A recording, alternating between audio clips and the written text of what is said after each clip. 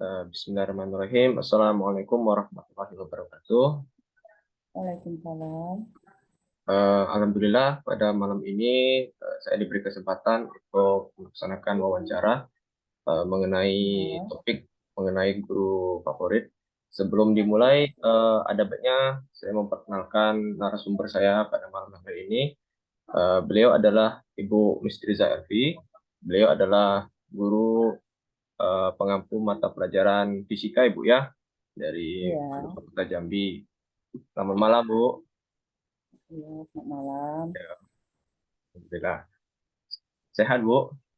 Alhamdulillah, Alhamdulillah. semoga semuanya. Nah, Bu, ini mungkin pertanyaan awal, Bu ya. Kita buka sesi tanya jawabnya. Ya, Bu, selama mengampu mata pelajaran fisika ini, Bu ya, iya. di kelas itu apakah Ibu sudah menemukan beragam bentuk pertumbuhan, Bu? Pertumbuhan peserta didik dalam pembelajaran. Pertumbuhan pendidik maksudnya? Pertumbuhan ini, Bu, boleh kita anggap peserta didik ini mau membangun rasa ingin memahami pelajaran, Bu, katakan begitu. Ya. Kalau selama ini ibu mengajar, mungkin di antara ibu kan biasanya ngajar di IPA. Iya, Bu. Biasanya anak IPA itu rasa ingin tahunya tinggi, ya. Nah, rasa ingin tahunya tinggi karena sesuai dengan pelajaran fisika. Kalau orang IPA itu memiliki rasa ingin tahu. Jadi ini akan dibuktikan bisa saja dalam bentuk ya, dalam bentuk eksperimen, misalnya dalam percobaan-percobaan, kan dibuktikan ilmu yang diperoleh atau materi pelajaran yang bisa dibuktikan. Maka anak-anak didik itu misalnya dalam praktikum itu bisa ingin menemukan rasa ingin tahu. Dan juga di dalam materi pelajaran, misalnya menemukan sesuatu dalam bentuk hitungan. Hmm. Maka dengan menggunakan rumus, apakah anak itu bisa ya menyelesaikan soal-soal sesuai dengan apa yang ibu berikan materi ya, ya. Jadi, ya, ya, Bu. Eh, Ya, mungkin tapi kita bahas sedikit, Bu ya, dari yang sudah Ibu sampaikan mengenai adanya ya, proyek atau mungkin yang berhubungan dengan perhitungan atau kalkulasi, Bu. ya. Selama pembelajaran ini, Bu, apakah murid-murid mulai menunjukkan bakat, bakat atau kreativitas dalam pembelajaran? Oh, yang mulai bakat ya. Ya, Misalnya anak-anak tuh kalau di sana itu kan kalau dalam belajar itu kan nampak ibu juga kan memberikan arahan ya. Bagi anak-anak ibu misalnya yang berbakat, misalnya kan kita dapat dalam belajar itu kita tuh melihat ada anak-anak yang hanya berbakat di bidang hafalan. mm, Karena di dalam menyelesaikan soal-soal itu tidak fokus, ya harus perlu ada bimbingan. oke. Kalau anak yang betul-betul misalnya dia memahami, dia tidak perlu bertanya, dia cukup dengan membaca soal dan memperhatikan ibu dalam saat mengajar itu.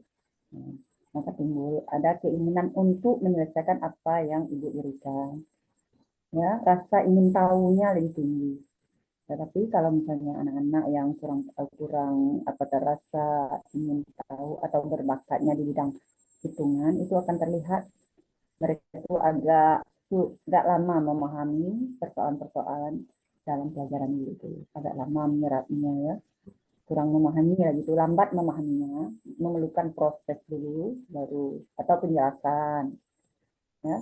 Kalau orang berbakat dia langsung paham itu dan ingin tahu ya, ingin tahu dan memberikan misalnya mengerjakan selesai satu dia akan memberikan menjawab lebih lagi ya, dan juga banyak pertanyaan-pertanyaan yang ingin misalnya yang belum dia mengetahui tentang materi itu dia langsung melontarkan pertanyaan-pertanyaan yang apa tuh yang dianggap apa tuh eh, dianggap penting lah bagi dia tuh nak, yang berkaitan dengan materi yang ibu berikan itu maksudnya.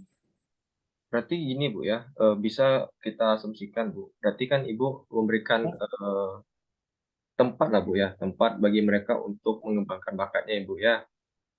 ya, Oke. Mungkin boleh kita lanjutkan bahasanya, Bu ya.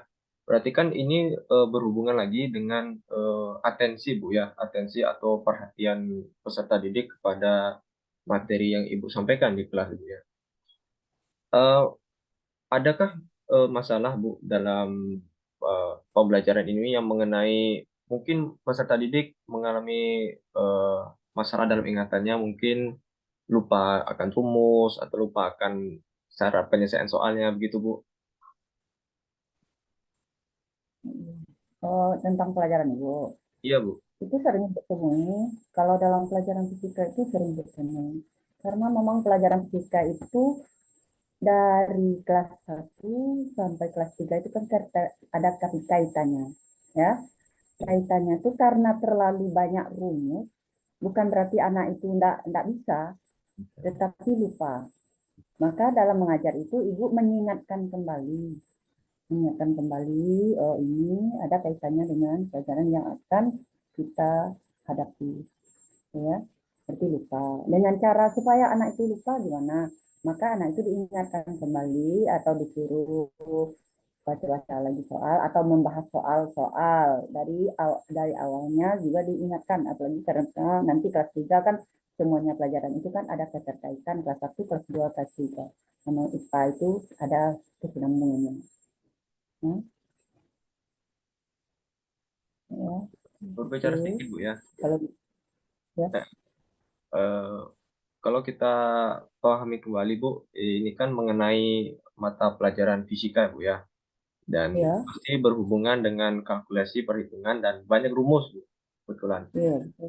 Selama pembelajaran ini Bu, adakah Ibu menyadari bahwa pembelajaran Ibu ini lebih menekankan pada teori belajar yang berfokus pada hasil belajar, ataukah teori yang lebih mengutamakan proses belajar ya Bu? Hmm, ya. Kalau fisika yang hitungannya bersifat hitungan IPA, matematika itu yang diminta itu adalah proses, bukan hasil langsung ya. Ya, oke. Bukan hasil langsung itu adalah proses yang diutamakan. Walaupun dia itu kalau misalnya bagi satu anak itu menjawab dalam soal ulangan misalnya esai, contohnya esai ya. Nah, kalau anak itu memang betul menjawab sesuai dengan yang diinginkan, tetapi langkah-langkah atau proses dari penyelesaian soal-soal itu tidak tepat, atau langsung saja, itu nilainya itu minimal gitu ya, tidak sesuai dengan harapan. Tetapi kalau menyelesaikan ada langkah-langkah atau prosesnya, nilai akhirnya itu ada keteledoran, itu masih bisa diperbaiki, ya diingatkan. Kalau dalam penyelesaian esai, tetapi kalau dalam pilihan gandanya nanti persoalan-persoalannya lain. Kita hanya dituntut menjawab soal-soal yang nilai akhirnya saja, bukan prosesnya. Jadi ada bedanya ya. Tetapi yang dituntut kalau IPA biasanya proses, ya prosesnya, langkah-langkahnya. Bu, selama pembelajaran ini Bu ya, pembelajaran fisika ini Bu, pernahkah Ibu menemukan kasus Ibu ya, kasus peserta didik yang cepat mengalami rasa jenuh? Rasa jenuh mungkin terlalu banyak perhitungan gitu, atau banyak memperbanyak rumus. Adakah cara Bu yang biasanya Ibu gunakan di kelas untuk mengantisipasi rasa jenuh ini, atau mungkin memberi motivasi Bu pada peserta didik? Oh, ya. Biasanya ibu ya, kalau ibu ngajar namanya fisika ya, fisika itu banyak hitungan, itu otak ya, memang perlu ya pemikiran yang tinggi biasanya matematikanya apa didukung dengan matematika. Maka mungkin anak itu mungkin sering bertemu ada rasa jenuhnya karena ngitung terus katanya. Mhm. Bagaimana supaya dia relaksasi? Kita itu mencari celah supaya anak itu bagaimana ketawa, ya, riang, gembira, dicari sesuatu hal lah ya, nak ya, yang bisa membuat anak itu gembira saat belajar itu. Akan memberikan atau juga memberikan stimulan, apa namanya itu ya, rangsangan-rangsangan yang membuat anak itu menjadi senang.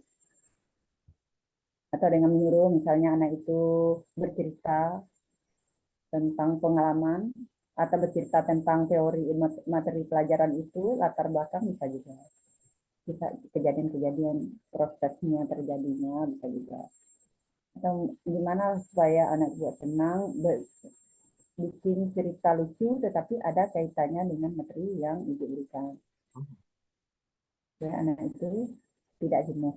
Jangan terfokus saja dengan belajar, tetapi tidak ada selingan. Ada selingan supaya anak itu tidak merasa bosan. Namanya hitungan kan banyak dalam pelajaran itu. Dan ini terhitung kreativitas juga Ibu ya untuk menghindari kejenuhan ini Bu ya. Mungkin ini penutup Ibu ya. Eh, Ya, kita mengenai gaya belajar mungkin Bu. ya, Eh, adakah di kelas Bu ya, Ibu menemukan ya. mungkin beberapa contoh dari murid Ibu yang mungkin memiliki kebutuhan khusus. Katakan mungkin dia mengalami keterlambatan belajar atau mungkin dia mengalami kesulitan untuk memahami materi yang disampaikan Ibu, atau mungkin ada siswa-siswi Ibu yang mungkin beresiko terganggu pendidikannya, seperti misalnya mungkin mereka mengalami masalah finansial atau mengalami kekerasan di rumah tangga. Bagaimana gaya belajar Ibu yang sekiranya dapat merangkul hal ini dan mereka itu dapat kembali meneruskan pembelajarannya tanpa terganggu Ibu? Hmm. Misalnya gitu ya, kalau di dalam belajar gitu ya tadi eh, anak-anak yang bermasalah misalnya nak ya. Mm-mm. Sebenarnya ibu tuh kalau menghadapi anak-anak yang bermasalah itu sudah sering. Oke. Pertama ya, di segi tidak mau belajar, apalagi zaman-zaman online dulu ya. Di Mm-mm. segi ini, ibu selalu pendekatan di samping bukan anaknya dengan orang tuanya. Apa halnya? Dia tidak mampu di bidang belajar hitungan karena banyak ini, tetapi ibu mengadakan pendekatan dengan orang tuanya dan orang tuanya juga mencari solusinya. Bagaimana supaya itu.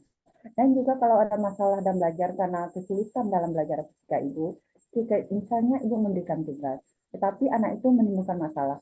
Ibu kan di antara anak ibu yang bisa anak ya, ibu minta tolong supaya membantu temannya.